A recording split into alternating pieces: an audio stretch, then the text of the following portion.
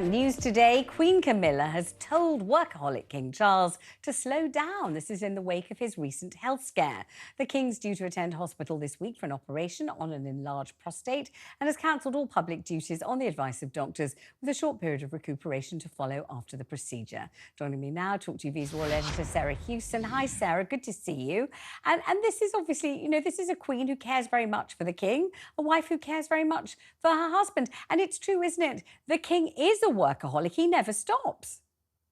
He really is. He did 516 engagements last year, Vanessa, including state visits to Germany, to France, to Kenya, for example, as well as the coronation.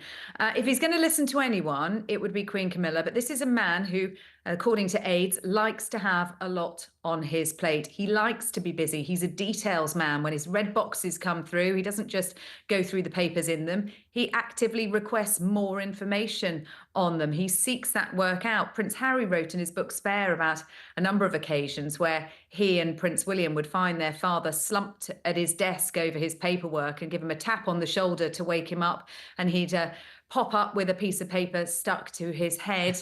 Prince William has talked in the past about wanting his dad to slow down a bit more and spend a bit more time with his grandchildren. So it is in his nature to be a workaholic, that is for certain. But perhaps this recent health scare might make him slow down, if only for a short time. I mean, it's said, isn't it, that people would come back after a night's engagement. Most people would, with great relief, take off their uncomfortable clothes, their shoes, and sink into bed thinking, oh, thank God that's over. And then there'd be a noise outside, and it would be the then Prince Charles, now King Charles, going off straight after to begin a night of really hard graft.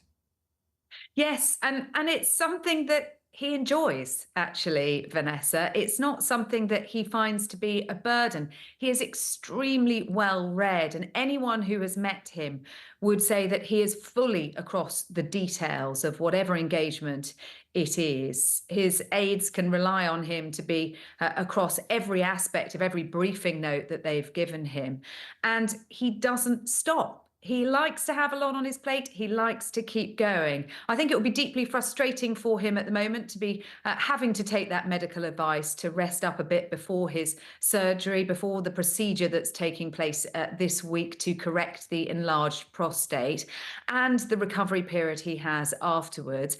But he, of course, still will be working. He'll still be getting those red boxes. He'll still be having phone calls, briefing calls. It's just that we're not going to see him out on public engagements. We should just factor in, just to give a picture of the King and the way he goes about his daily tasks, that it's always absolutely perishing and freezing cold when he does it, because what he really likes is all the windows to be open, even in Storm Isha, even in the gustiest gale. He likes it freezing cold, doesn't he? Likes it really, really cold, fresh, keep the mind alert, I guess, doesn't it, Vanessa? And, he's up first thing in the morning. If he's at Buck Hall in Scotland, or if he's at Highgrove, he'll be in the garden. He'll be out with his chickens, for example, if he's not working and on public engagements. But 2024 was supposed to be a really, really big year for the royal family, the first full year of him being king since the coronation.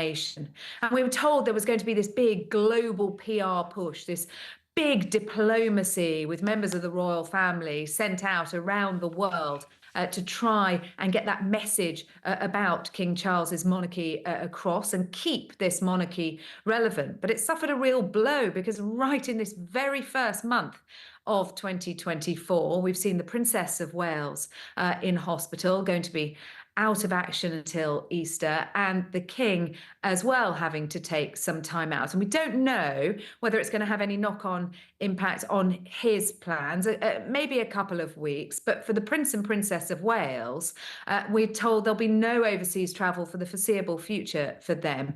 And that means things are having to be cancelled that were important dates in the diary.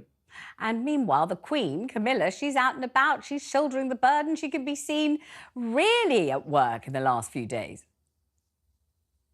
Yes, the late Queen used to say, you've got to be seen to be believed. And Camilla is definitely taking up the mantle on that one, Vanessa, over the past few days. On Friday, she was in Aberdeen. Yesterday, she was in Swindon. And today, she's been in South London conducting a private visit. All three of the last engagements that she's undertaken have been around the theme of domestic violence. And today, she was visiting Refuges Gaia Centre in the borough of Lambeth in London, and that is a place that gives support to victims of domestic violence, of trafficking, of modern day slavery, for example.